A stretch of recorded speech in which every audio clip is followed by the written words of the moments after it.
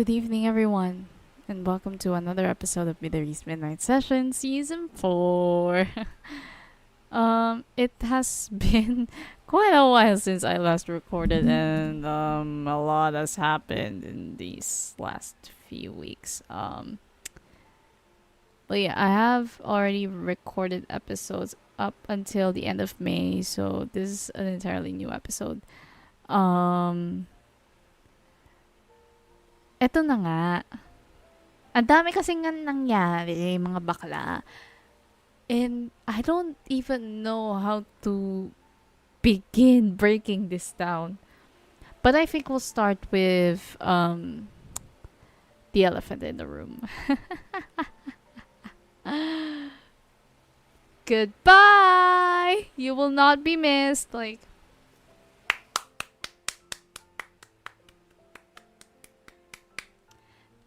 you know what? Fuck yeah! Like, I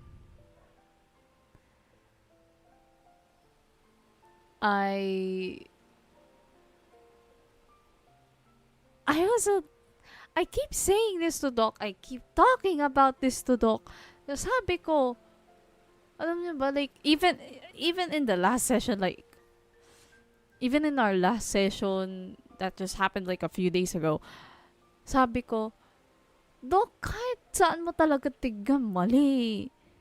Mali na dinefend yung ganong kind of remark. Like, diba, it's not giving, like, alam niyo yung pakiramdam na,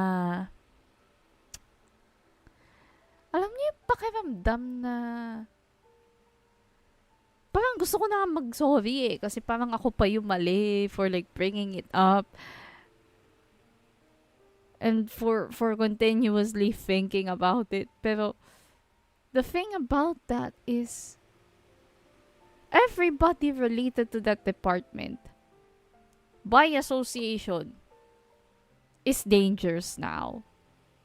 Like, that same day of the session, pagbaba ko ng tricycle, I saw one of my professors leaving the building.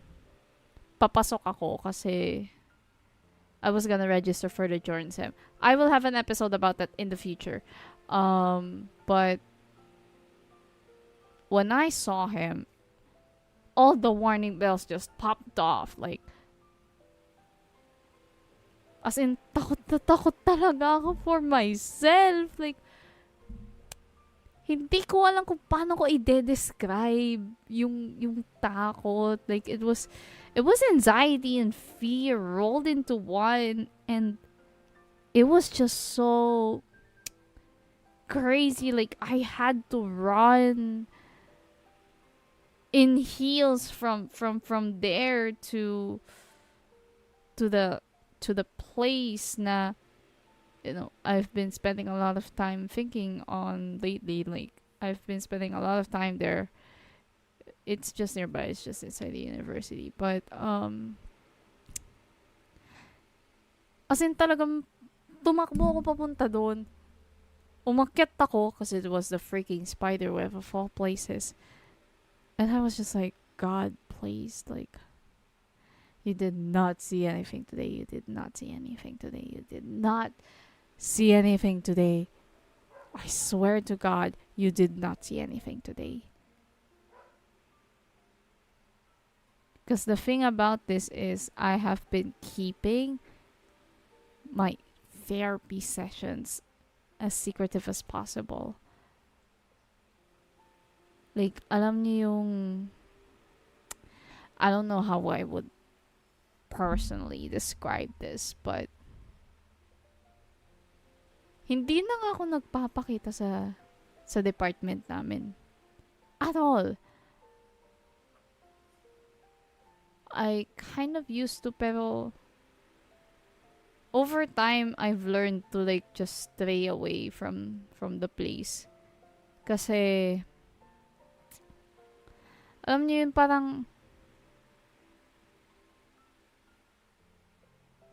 ang ewan ko, basta hindi ko na kaya na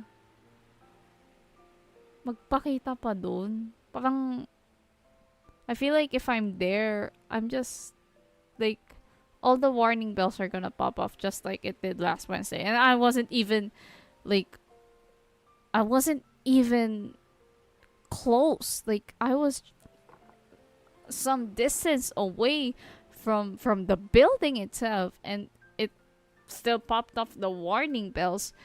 So just imagine yung hypervigilance, kumbaga.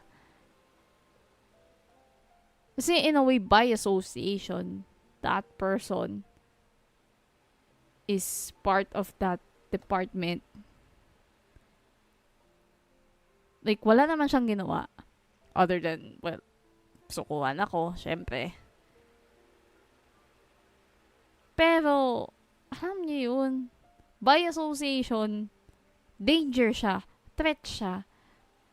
So, alam niyo yun, like,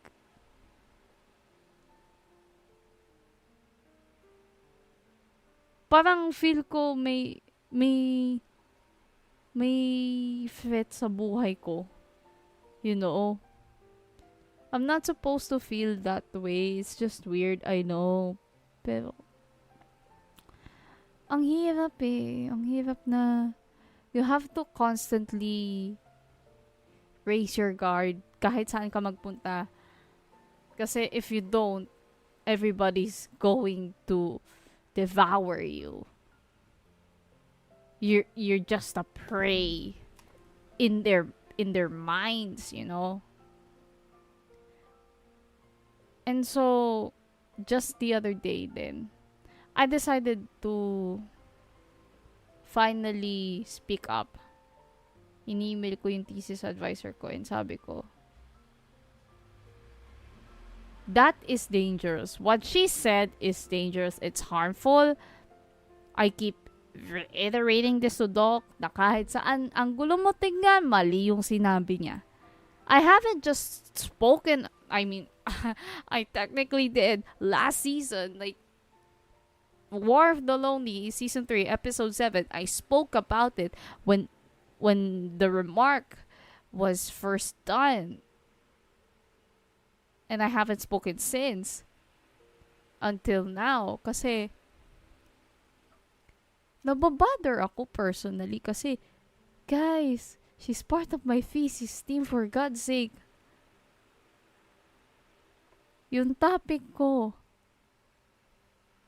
like, by association, she's kind of damaging that if she stays.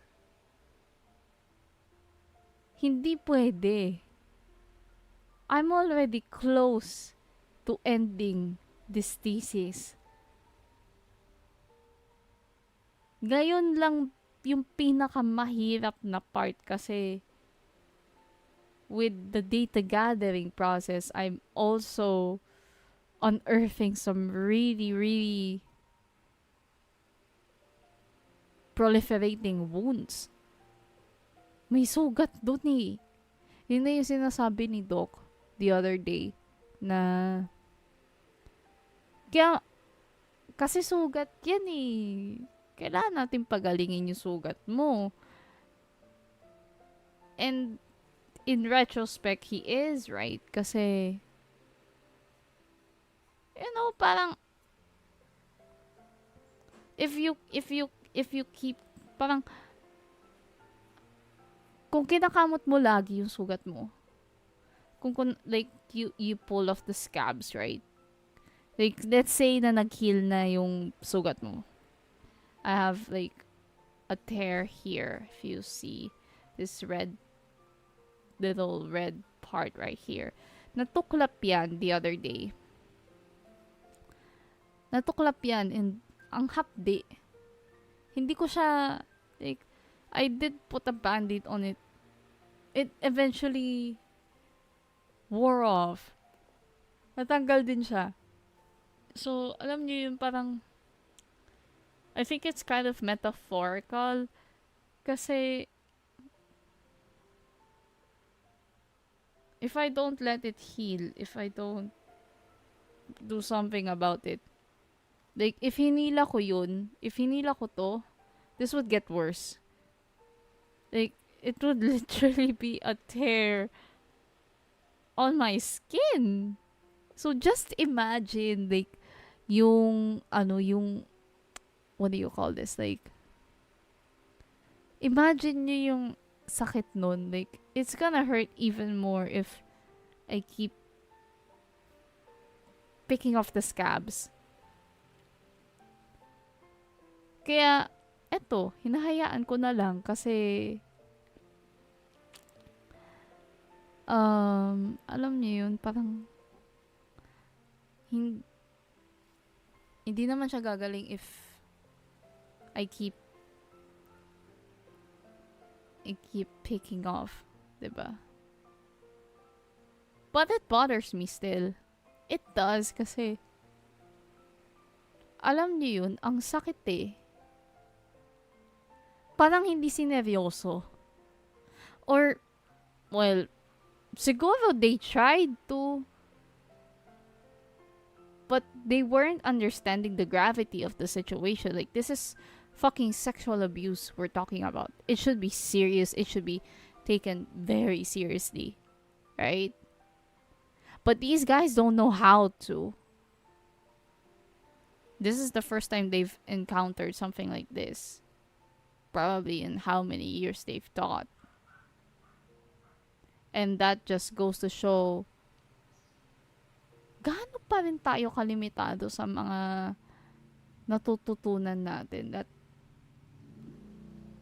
yun na nga yung sinasabi ng mga participants ko in my study, that there is a need to teach people how to deal with these kinds of situations. And it's not just the situation that, would be similar to mine.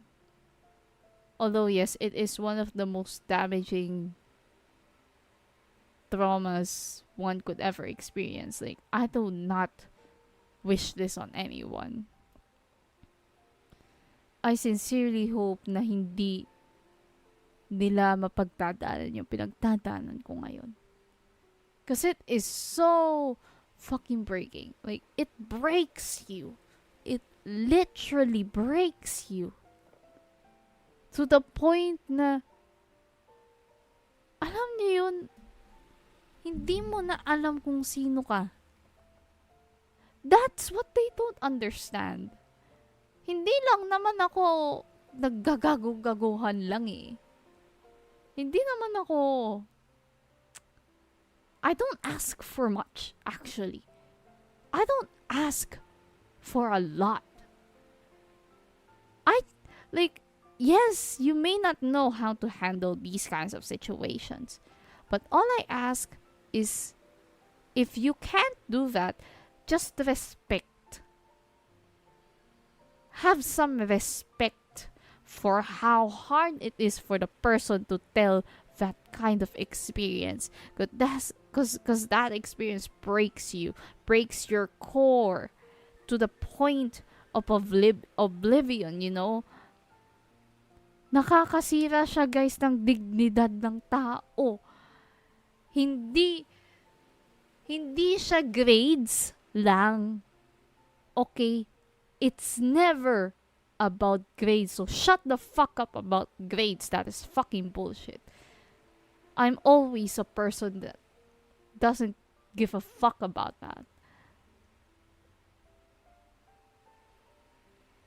Like, you know what? In my rage, nasabi ko, as in, nakakagalit eh. Pasalamat nga, hindi na ako pumupunta doon. Kasi if I was there, and in the times I was there, I would have fought. I would have just ripped their head off.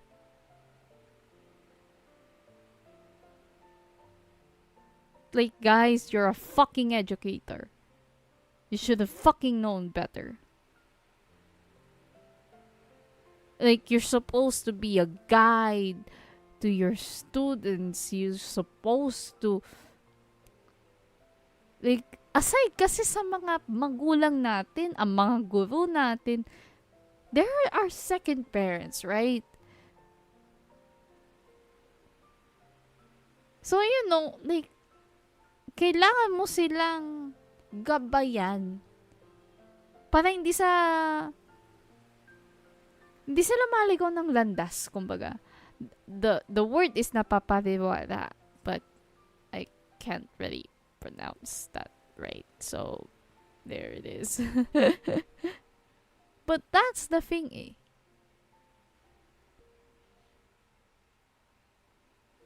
Like, you're you're teaching journalism ethics. You have a journalism ethics sa curriculum ng journalism, right? And you tell me there is still no lessons about dealing with trauma at all when this is one of the first stories that people who enter this industry would be covering. They would be witnessing a lot of bodies. They would be hearing a lot of rape stories. They would be seeing distressing images from fires to floods to earthquakes to brutal murders. And one thing na pinaka-tumatak na sa akin habang binabasa ko yung syllabus or even during the lessons that I've had in the subject when I was in sophomore year was having sex with a source. Is this a fucking joke? Like,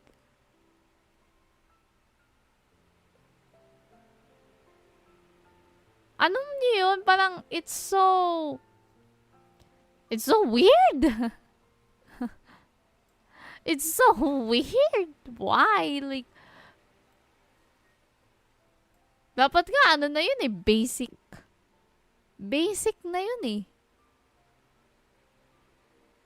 May hangganan ba, kumbaga? Ang hindi rin kasi tinuturo sa mga eskwelahan is kung paano ka magtanong. Kasi baka mamaya, yung mga masasabi mo would be just like her. You can be a blabbermouth, but you can also be insensitive. You can also say insensitive words from that same mouth, you know. And it is not. I don't tolerate that. Like, isa sa mga pinakamalaking pet peeves ko is they trivialize the fact that I am a victim of sexual abuse. Diba? Never ever trivialize that. It's hard to get back from it eh. Ngayon ko pa nga lang na-realize, sobrang hirap eh. Kasi ang dami kong kailangang himayin. Ang dami kong kailangang i-break down. Sinusubukan ko na nga eh. I'm sincerely trying my best. Kasi, I want to come out of this not just with a degree, but you know, I want to leave something in this particular institution. I want these people to not trivialize the impact, the gravity of the trauma that comes from all kinds of abuse or just trauma in general, you know. Like, it is not just abuse. It is witnessing certain situations. It is witnessing distressing situations. It is hearing about distressing situations. It's about experiencing distressing situations. it is not just that experience. Hinuhulma ka niya eh. You don't know it, pero hinuhulma ka niya. And, you know what? Like, sobrang distressed ko na I've come close to a suicide attempt. Do you know how fucked up that is? My first and last attempt was in 6th grade. That was nearly 12, 13 years ago. What did I do? I remember I was at school. Kumuha ako ng gunting. Gunting, may dala ako eh. Pumunta ako sa CR.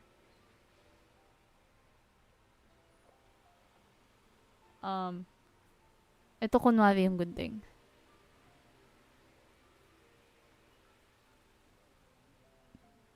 And ito yung tip ng gunting ha. Ito. I was pointing it out like this. I was literally trying to kill myself. Like, alam nyo ba kung gaano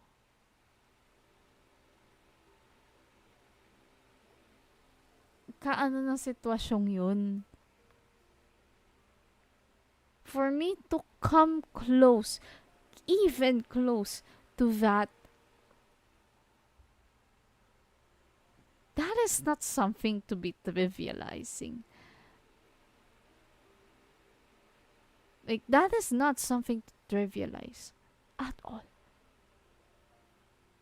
That should be a fucking red flag. That should be a fucking warning bell for everyone to act. Pero bakit ako pa yung kailangan magpakita, kailangan mag-justify na I exist, bitch. I'm here, bitch. I'm nearly fucking dead, bitch. Right? Like, what do you want me to do? That should be a warning sign. The fact that I wrote a suicide note, I don't even know when was the last time I did that. Holy fuck. Like, can you imagine coming close to a second attempt? Sabi ko nga, I resolved myself na hindi ko nagagawin yun ulit. I would never ever attempt to take my own life ever again. But I was so close. So fucking close to a second one. Like, that should be a fucking dangerous thing. That should be fucking dangerous. And no one's acting. No one's fucking... Well, guess what? I'm a fucking empty cup too. You know? I'm an empty cup. Yet I still choose to be the bigger person. I choose to be the kind person. Yet people are shit. What am I even gonna do? Kung kailan patay na ako, tsaka nyo na ma-appreciate what am I as a person. What a fucking joke. Seriously? Why are we even having this conversation? And I'm not just calling out my professors. I'm calling out everyone. Kasi people have made me feel invisible, unappreciated. I was even body shamed. I was shamed for having this kind of a body. Are we fucking serious right now? Like, no matter what I do, like,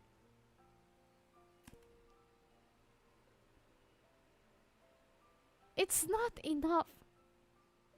And now that I'm calling for help, now that I want to be saved, everyone just turns a blind eye. Because what? They have their own problems.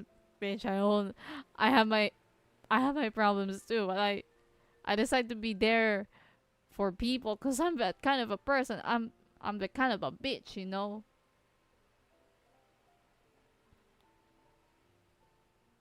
Ang unfair. Ang unfair sobra. Kasi hindi ko naman ginusto na mapunta sa posisyong to. Hindi ko ginusto that I would have like really bad signs that lead to complex post-traumatic stress disorder. For God's sake, I didn't ask for a damn diagnosis like that. That is so fucked up, you know? Like, I was talking about it in the last episode, and it's crazy.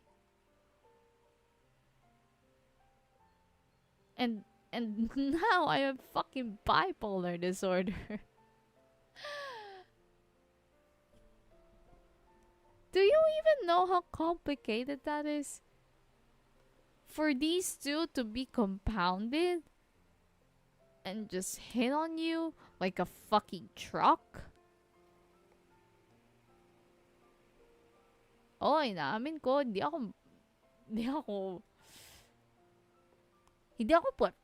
ako perfecto eh. Kung tutuusin nga eh. I'm flawed. I'm not a perfect person, for God's sake. I try not to be perfect. I try to be real. Iba ang pakitang tao sa totoong tao.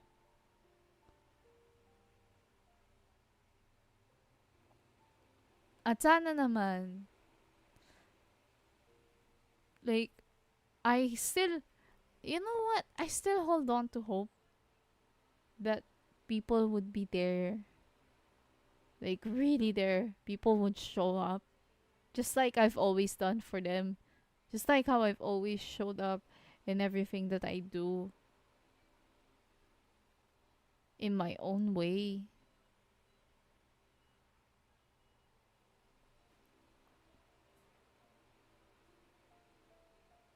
I still hope for that.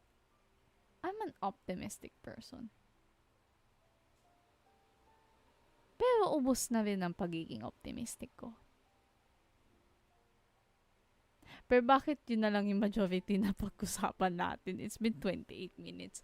Anyway, nag-rant ako, guys. I'm sorry, but why is it called a roller coaster ride? Kasi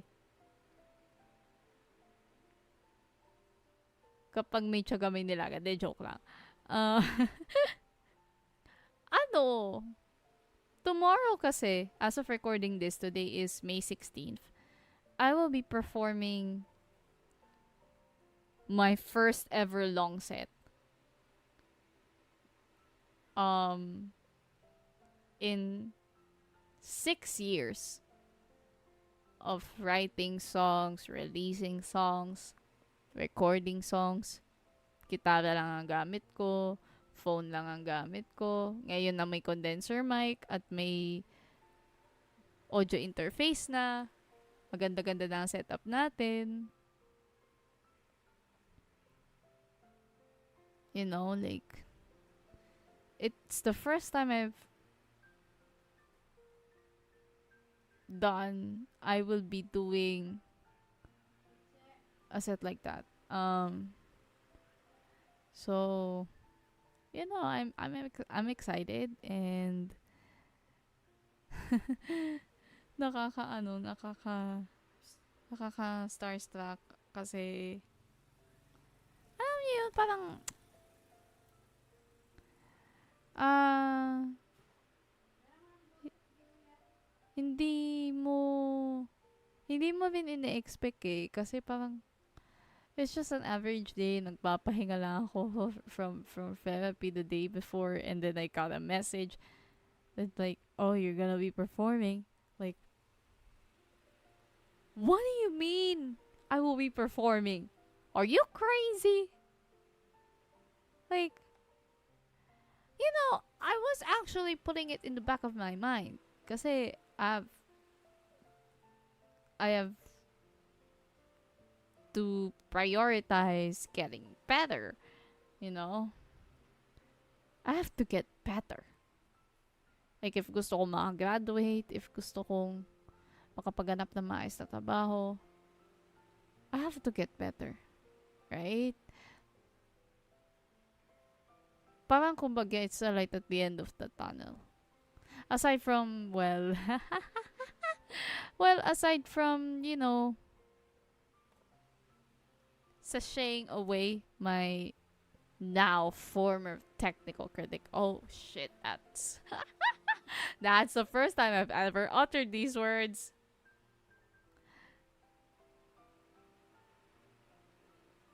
Now you know how it feels to be ditched. Like, you will not be missed at all. Like, I've lost respect. Like, y'all, she hasn't even said sorry. It's been 10 months. It's been 10 months at hindi pa rin po siya nagsusorry. So,